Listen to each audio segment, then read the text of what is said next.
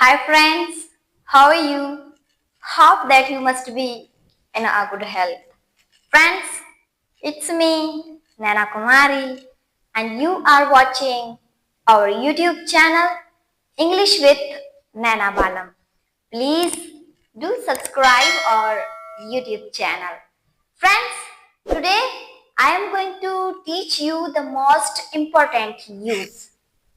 I am going to teach you the most important use. You must be thinking that what is that?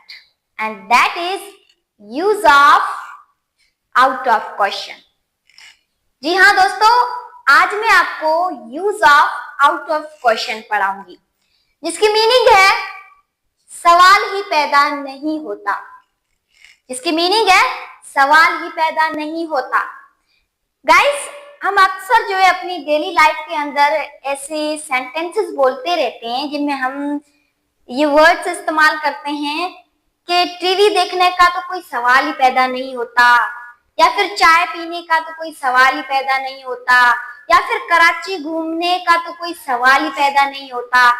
तो ऐसे sentences जिनके अंदर word ये इस्तेमाल किया जाए कि सवाल ही पैदा नहीं होता, तो ऐसे सेंटेंसेस जो है use of out of question की मदद से होते हैं, और उसका जो फॉर्मूला दिया गया है उसकी मदद से हम करते हैं।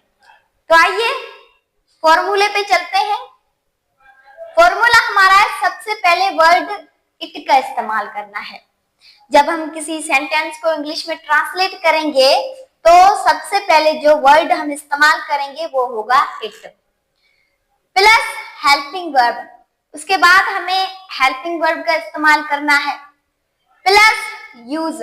उसके बाद हमें यूज का इस्तेमाल करना है, और यूज हमारा है out of question plus to. उसके बाद हमें वर्ड टू का इस्तेमाल करना है प्लस V1। वर्ब की फर्स्ट फॉर्म इस्तेमाल करनी है प्लस ऑब्जेक्ट। उसके बाद ऑब्जेक्ट का इस्तेमाल करना है।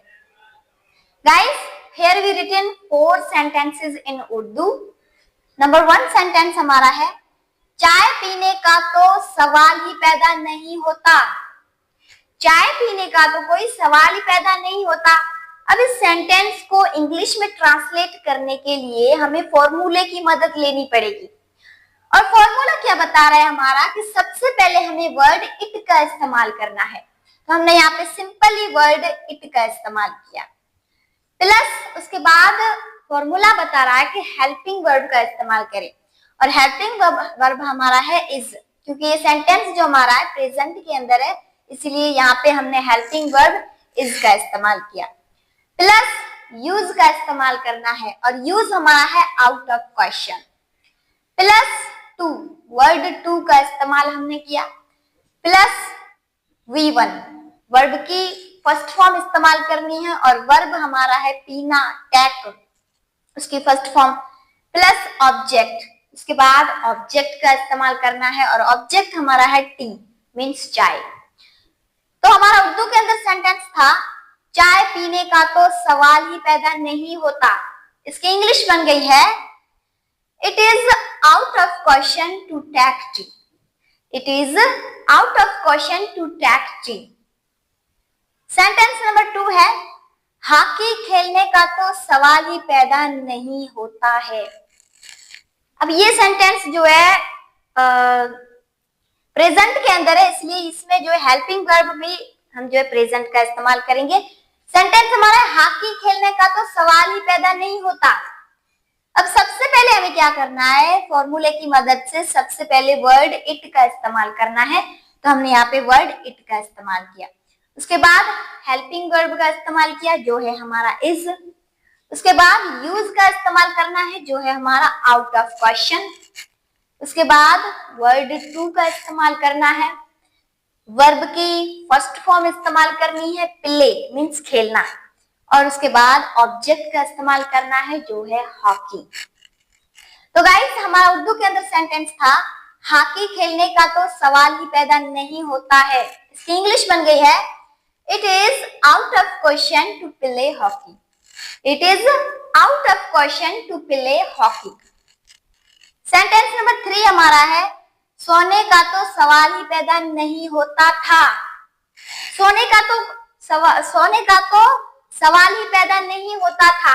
अब ये सेंटेंस जो हमारा है पास्ट के अंदर है, तो हम यहाँ पे जो है इस सेंटेंस को इंग्लिश में ट्रांसलेट करेंगे तो हेल्पिंग वर्ब पास्ट का इस्तेमाल करेंगे। ठीक है, सबसे पहले तो हमें फॉर्मूले की मदद से जो है वर्ड इट लगाना पड़ेगा, तो हमने यहाँ पे वर्ड इट लगाया। उसके बाद हेल्पिंग वर्ब वाज का इस्तेमाल किया है, क्योंकि ये सेंटेंस जो हमारा है वो पास्ट के अंदर है, इसलिए पास्ट के जो हेल्पिंग वर्ब्स हैं वो वाज और वर हैं, तो इसलिए हमने यहाँ पे हेल्पिंग वर्ब वाज का इस्तेमाल किया। उसके बाद यूज का इस्तेमाल किया out of question, word to का इस्तेमाल किया, और उसके बाद ऑब्जेक्ट का इस्तेमाल किया जो है स्लिप। ठीक है, तो हमारा उर्दू के अंदर सेंटेंस था सोने का तो सवाल ही पैदा नहीं होता था। इसकी इंग्लिश बन गई है it was out of question to sleep. It was out of question to sleep. Sentence number 4 हमारा है शराब पीने का तो सवाल ही पैदा नहीं होगा। शराब पीने का तो सवाल ही पैदा नहीं होगा। अब इस सेंटेंस को भी जब हम इंग्लिश में ट्रांसलेट करेंगे तब सबसे पहले वर्ड इट का इस्तेमाल करेंगे, उसके बाद हेल्पिंग वर्ब का इस्तेमाल करेंगे। अब क्योंकि ये सेंटेंस जो हमारा है वो फ्यूचर के अंदर है, ठीक है, ये सेंटेंस जो हमारा है वो फ्यूचर के अंदर है, इसलिए यहाँ पे हम हेल्पिंग वर्ब विल बी का इस्तेमाल करेंगे। उसके बाद यूज का इस्तेमाल करेंगे जो है हमारा out of question, word to का इस्तेमाल करेंगे, वर्ब की फर्स्ट फॉर्म इस्तेमाल करेंगे ड्रिंक मीन्स पीना, उसके बाद ऑब्जेक्ट का इस्तेमाल करेंगे वाइन मीन्स शराब। तो हमारा उर्दू के अंदर सेंटेंस था शराब पीने का तो सवाल ही पैदा नहीं होगा। इसकी इंग्लिश बन गई है it will be out of question to drink wine. It will be out of question to drink wine. तो गाइस ये मेरी छोटी सी वीडियो थी regarding use of out of question, जो मैंने आपको बहुत ही अच्छे से पढ़ाया है, बहुत ही अच्छे से समझाया है, उसका फॉर्मूला भी बताया है, उसके कुछ सेंटेंसेस भी मैंने आपको करके समझाए हैं। और मेरी आपसे गुजारिश है कि आप अपनी तरफ से मजीद ऐसे सेंटेंसेस बनाएं जिनमें आप वर्ड ये इस्तेमाल करें कि भाई ये होने का तो कोई सवाल ही पैदा नहीं होता, या फिर जो है अमेरिका जाने का तो कोई सवाल ही पैदा नहीं होता। तो आप अपनी तरफ से ऐसे मजीद ऐसे सेंटेंसेस बनाए और उनकी ज्यादा से ज्यादा मश्क करें।